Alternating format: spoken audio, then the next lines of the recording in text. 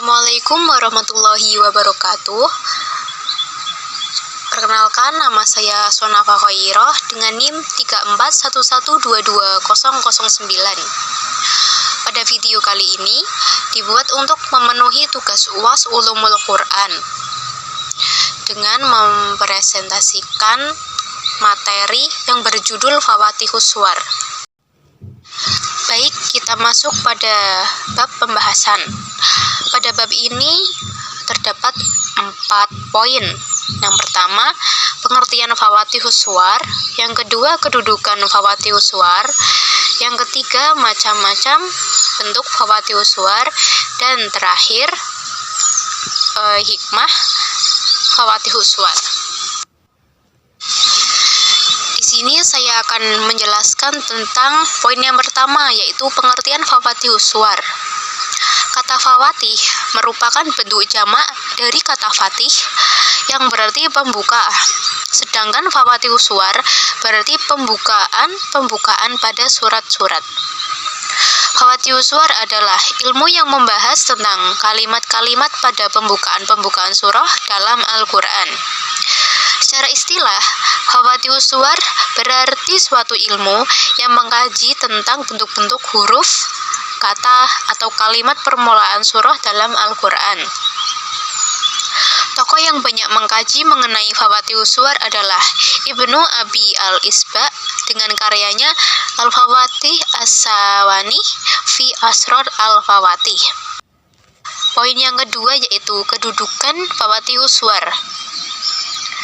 Menurut Asyuyuti, pembukaan surah atau potongan-potongan atau huruf-huruf potongan ini termasuk ayat-ayat mutasyabihat. Sebagai ayat-ayat mutasyabihat, para ulama berbeda pendapat lagi dalam memahami dan menafsirkannya. Dalam hal ini, pendapat para ulama pada pokoknya terbagi dua.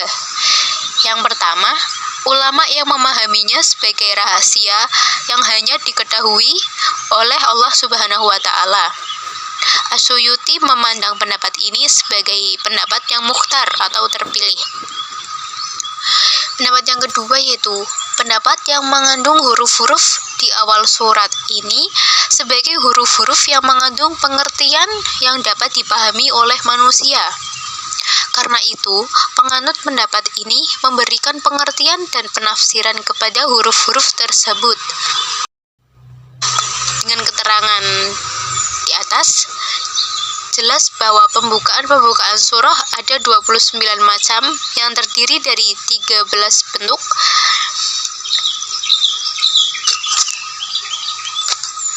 Huruf yang paling banyak terdapat dalam pembukaan ini adalah huruf alif, lam, kemudian mim, dan seterusnya secara berurutan huruf ha, ro, sin, to, shod, ha, ya, ain, qaf, dan akhirnya kaf dan nun. Poin yang ketiga yaitu macam-macam bentuk Fawatihus Suwar. Ada 5 bentuk awalan yang dapat dilihat dalam Al-Quran.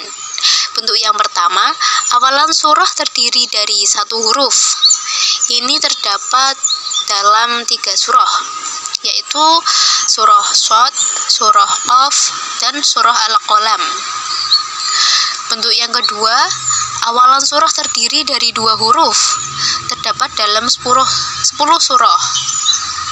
Yang pertama surah Al-Mu'minin,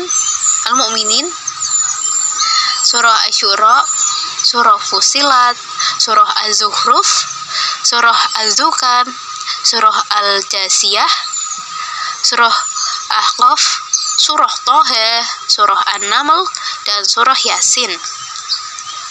Bentuk yang ketiga yaitu awalan surah terdiri dari 3 huruf, terdapat dalam 13 surah. 6 surah diawali dengan alif lam mim, yaitu surah Al-Baqarah, surah Ali Imran, surah Al-Ankabut, surah Ar-Rum, surah Luqman, dan surah As-Sajdah. 5 surah diawali dengan huruf alif lam mim ra, terdapat dalam surah Yunus, surah Hud, surah Yusuf, surah Ibrahim, dan surah Al-Hijr.